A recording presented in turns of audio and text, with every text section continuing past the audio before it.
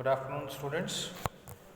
आज फिर से अपन एक नया लेक्चर शुरू करने जा रहे हैं। कल अपन ने 2 लेक्चर्स लिए थे और आज हम फिर से लेक्चर्स को कंटिन्यू करने जा रहे हैं। कल अपन ने बर्नौलीज इक्वेशन और कंटिन्यूटी इक्वेशन समझ ली थी।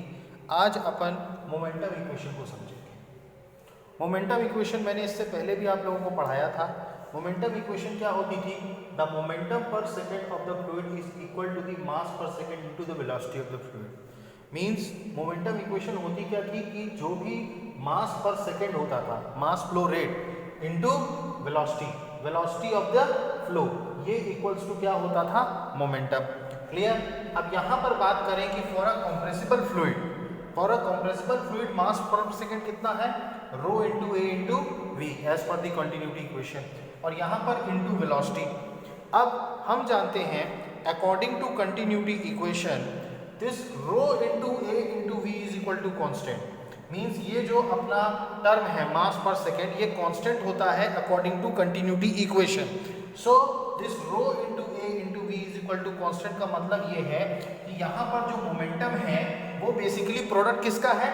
कोई कांस्टेंट टर्म है इंटू वेलोसिटी, क्योंकि रो इंटू ए इंटू वी क्या है? कांस्टेंट है। तो मतलब यहाँ पर कोई कांस्टेंट टर्म है और इंटू वेलोसिटी। तो इस कारण से this implies that the momentum equation does not have any effect on the compressibility. Does not, if this also implies that the momentum equation does not have any effect on the compressibility. इसका मतलब ये है कि इस momentum equation का compressibility पर कोई भी असर नहीं पड़ता है, क्योंकि यहाँ पर ये जो momentum है वो velocity और किसी कांस्टेंट का प्रोडक्ट है, और वेलोसिटी का कोई रिलेशन कॉम्प्रेसिबिलिटी से नहीं होता है, जैसा कि हमने पहले भी पढ़ा है, क्योंकि इसमें कहीं पर भी जो है अपनी डेंसिटी जो है या प्रेशर या टेम्परेचर जो है वो पिक्चर में नहीं आ रहा है। इसी कारण से इस मोमेंटम इक्वेशन का कॉम्प्रेसिबिलिटी पर कोई असर नहीं पड़ता है। मोमेंटम इक्वेशन चूंकि एक कांस्टेंट और वेलोसिटी का प्रोडक्ट है, इसीलिए ये मोमेंटम इक्वेशन चाहे इनकॉम्प्रेसिबल फ्लूइड हो या कॉम्प्रेसिबल फ्लो हो, दोनों ही केसेस में मोमेंटम इक्वेशन जो होती है वो सेम होती है। So this is actually the momentum equation, और मोमेंटम इक्वेशन में कोई चेंजेस नहीं आते हैं डिस्पाइट ऑफ द फैक्ट कि कॉम्प्रेसिबल फ्लो हो या फ्लो हो, there will be no change in the momentum of the equation.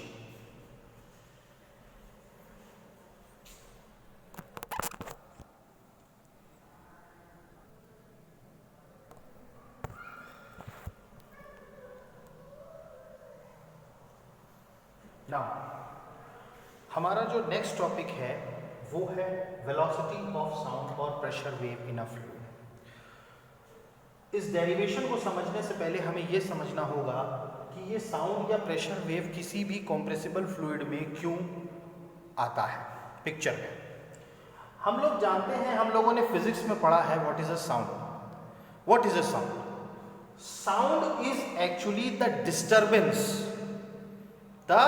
Disturbance created by the molecules. Sound basically होता क्या है कि अपना साउंड कैसे ट्रेवल करता है, क्योंकि साउंड बेसिकली वो फिनोमेना है जो कि मॉलिक्यूल्स के बीच में डिस्टर्बेंस पैदा करता है, और मॉलिक्यूल्स के बीच में जब डिस्टर्बेंस पैदा होता है तो उस कारण से जो वेव जनरेट होती है उसको हम साउंड बोलते हैं। यहाँ पर हमें साउंड या प्रेशर वेव पिक्चर में इसलिए आता है क्योंकि यहाँ पर भी डिस्टर्बेंस क्रिएट होता है। डिस्टर्बेंस क्रिएट क्यों होता है? क्योंकि मॉलिक्यूल्स जो होते हैं वो सॉलिड्स में भी होते हैं, लिक्विड्स में भी होते हैं और गैसेस में भी होते हैं, लेकिन इन मॉलिक्यूल्स के स्पेस के बीच का डिफरेंस जो होता है वो डिपेंड करता है कि मैटर सॉलिड है, लिक्विड है या गैस है। अब अगर मैटर सॉलिड है तो जाहिर सी बात है कि मॉलिक्यूल्स एक दूसरे से बहुत चिपके होंगे, लिक्विड्स है तो मॉलिक्यूल्स थोड़े दूर होंगे, और अगर गैसेस हैं तो मॉलिक्यूल्स काफ़ी दूर होंगे।